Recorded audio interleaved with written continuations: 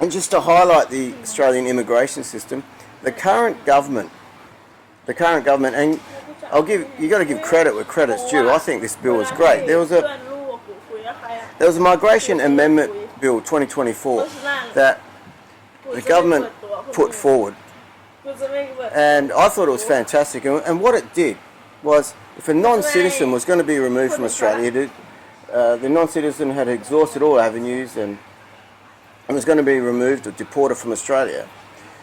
If that non-citizen didn't cooperate with removal from Australia, it was a mandatory jail sentence of 1 or 5 years plus or $90,000, something like that, fine. And the kicker that all the lefties were vomiting over as well was that non-citizen's home country. If that non-citizen's home country refused to accept that non-citizen, it was labelled a removal country of concern. And if it was labelled a removal country of concern, there was no more new visas to Australia from that country. It was blacklisted.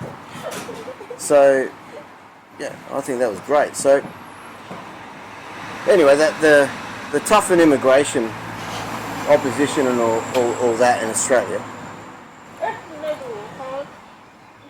There's a new bill now that, as far as I know, it got put through. And the new bill authorises the Australian government, using taxpayer money, to pay a third country to take the non-citizen being deported from Australia. So what I'd like to know, if it is taxpayer money,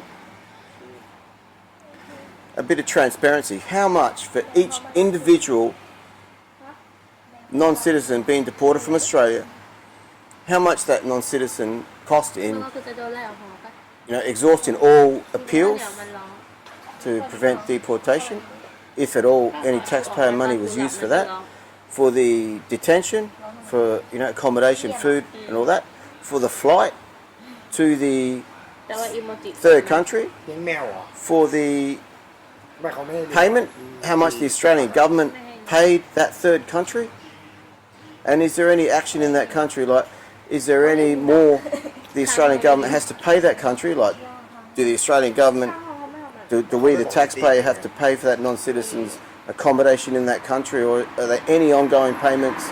And are there any associated deals with that? Like, does that country that is accepting that non-citizen from Australia, do they get access to Australian markets? Can they sell their apples or grapes or something like that they couldn't before, or go fishing in a certain area, like, things like that.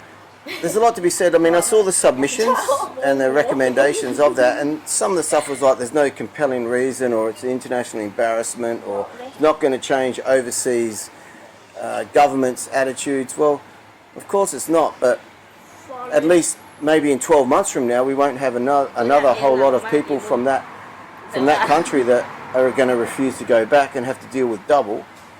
And as far as embarrassment and compelling and stuff like that, I mean, allegedly there's something like 80 or 90,000 people that have no valid visa to be in Australia now, and some of them apparently allegedly are protesting. So I don't know how effective this bill is now, or how good the people in the Kremlin or Canberra are, got the best interests of Australians first. I mean, it's a bit of a slap in the face for the Australian taxpayer, who's getting up every day or every night and going to work and paying, ridiculous levels of income tax and things like that. And this sort of garbage happens. But that's Australia in 2025, unfortunately.